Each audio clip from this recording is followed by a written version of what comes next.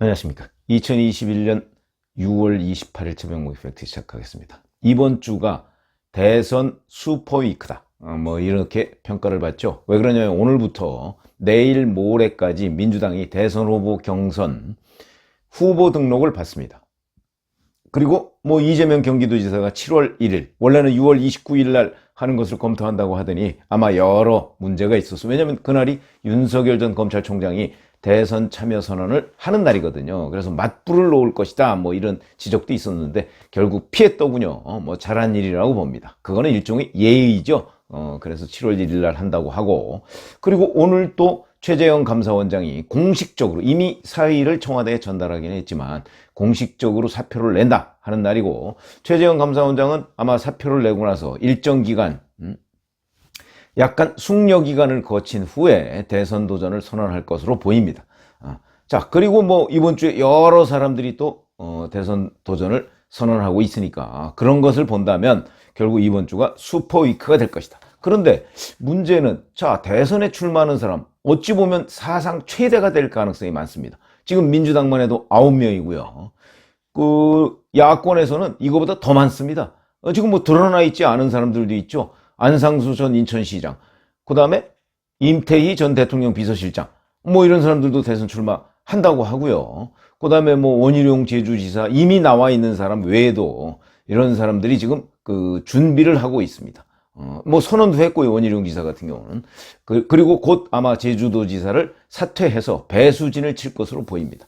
그 다음에 선언은 안 했지만 김태호 의원, 그 다음에 야권에 이제 국민의힘이 아니고 바깥에 있는 사람, 국민의힘에서는 홍준표 의원, 유승민 전 의원 이런 사람들이 있고요. 그 다음에 바깥에 있는 사람, 윤석열 전 검찰총장 있죠. 안철수 국민의당 대표 있죠. 이런 사람들이 이제 워낙 많다 보니까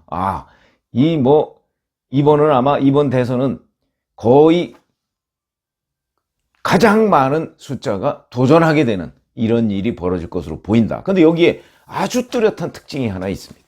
그건 뭐냐면, 리얼미터가 21일 날 조사해서 발표한 그 내용을 보면 윤석열 32, 이재명 29.3, 이낙연 11.5, 홍준표 4.4, 추미애 3.9, 최재형 3.7 이런 순서대로 지지율이 나왔습니다.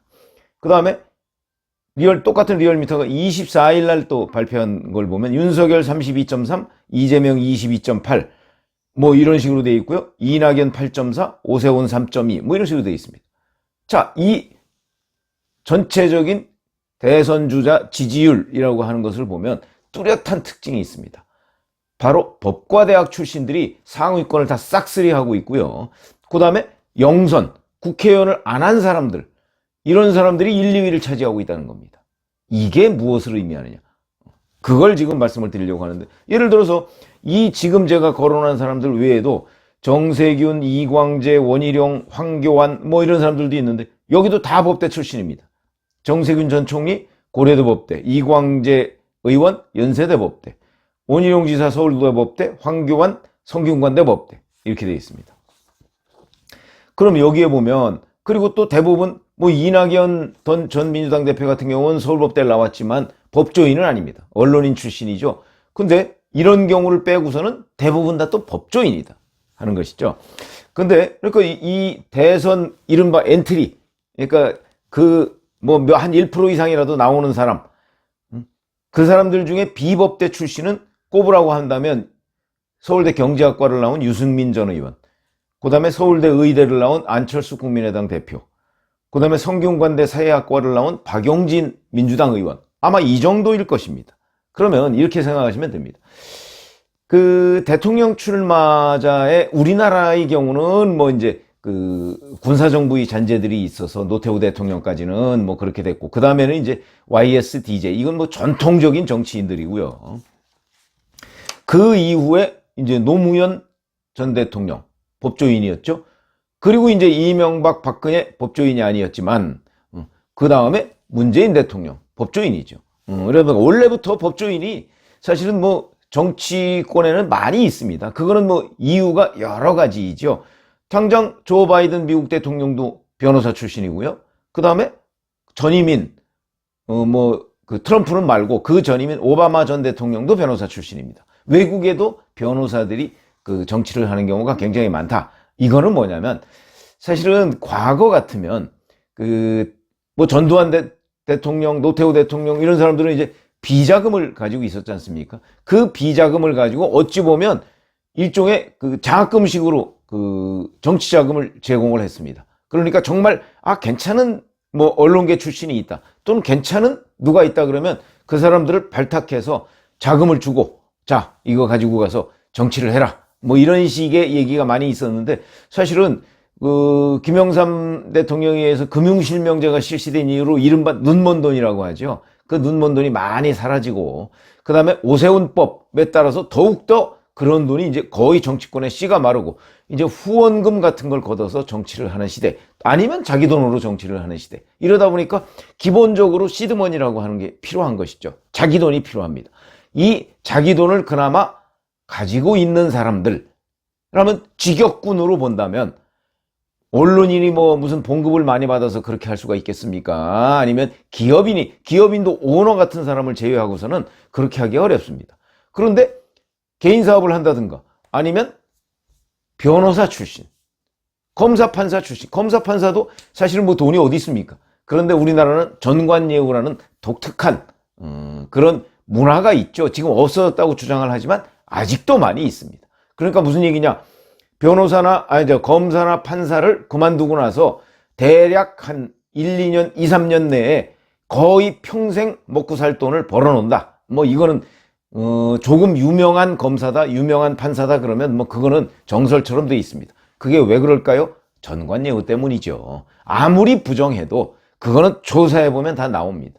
그러니까 이 사람들이 현직에서 은퇴한 뒤에 한 1년 내지 2년 사이에 몇십억을 벌어놓습니다. 그리고 그걸 시드머니로 해서 정치권에 진출하는 경우가 굉장히 많다. 우리나라의 경우에.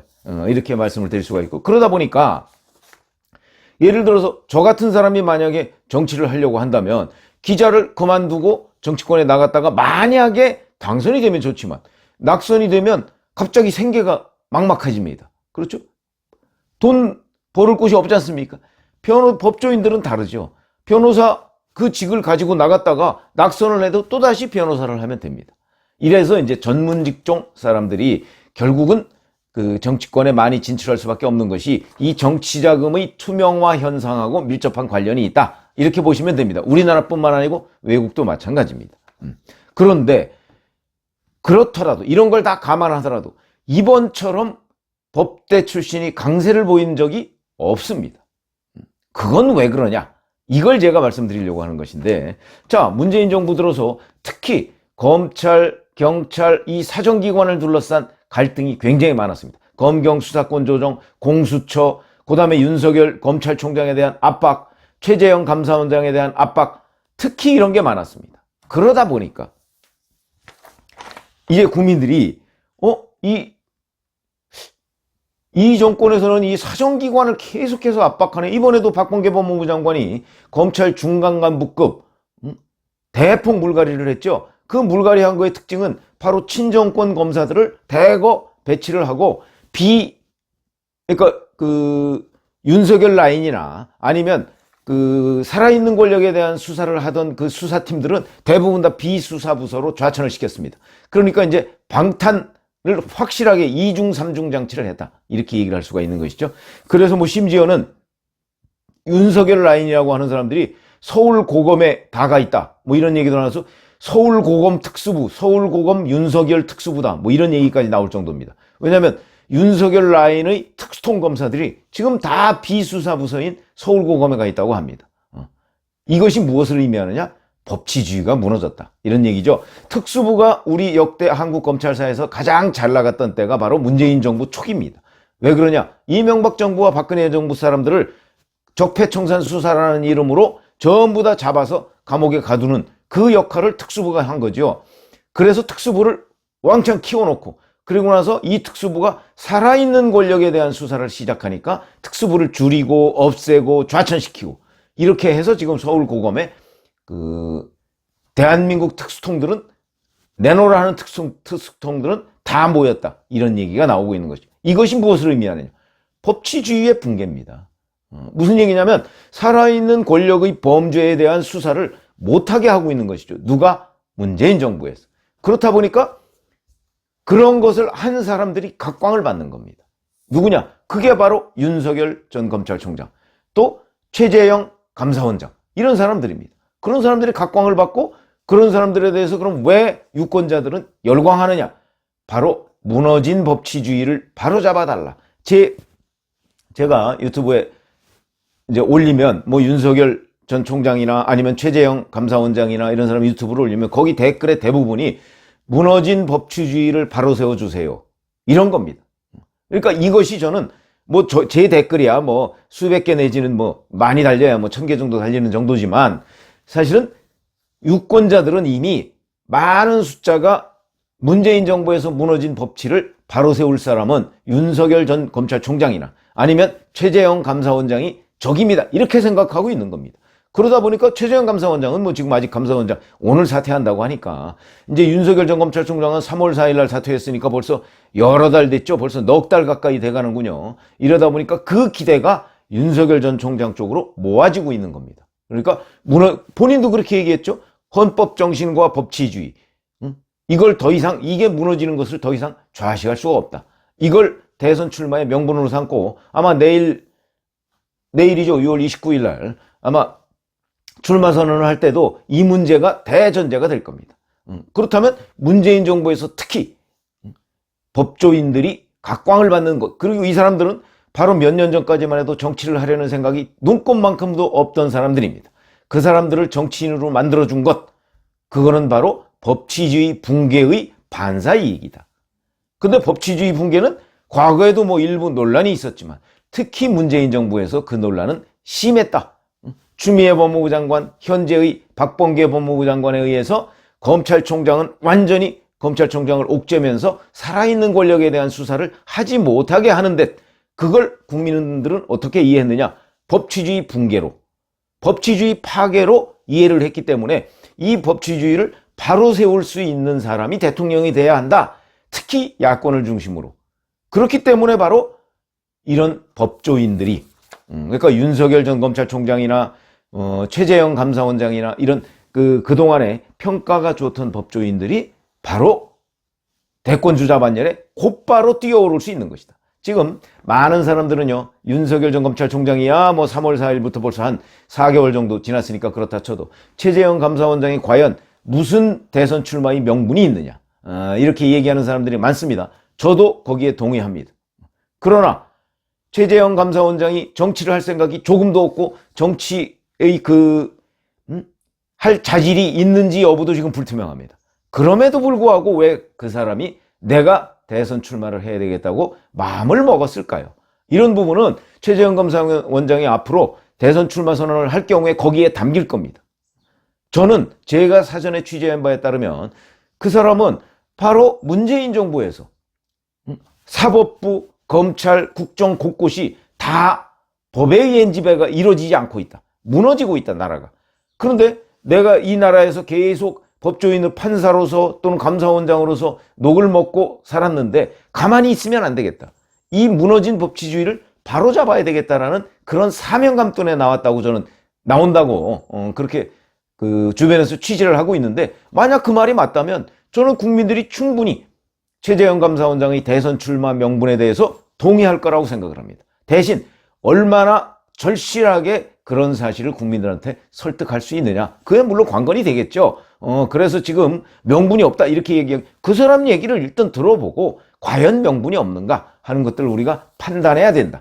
그건 바로 무슨 얘기냐, 2022년 오늘로서 보니까 D-254일이더군요.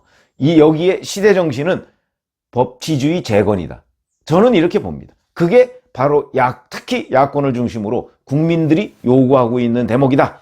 이렇게 생각한다면 어찌 보면 문재인 정부가 끝나가는 시점에 특히 법대 출신이 차기 대선 주자, 그것도 영선은 또 정치 불신입니다. 그러니까 정치를 오래 한 사람들 싫다는 거죠. 왜 그러냐? 썩었다 이렇게 보는 겁니다. 그런 사람들이 각광을 받는 진짜 이유는 바로 여기에 있다. 그래서 내년 대선의 시대정신은 바로 법치주의 재건.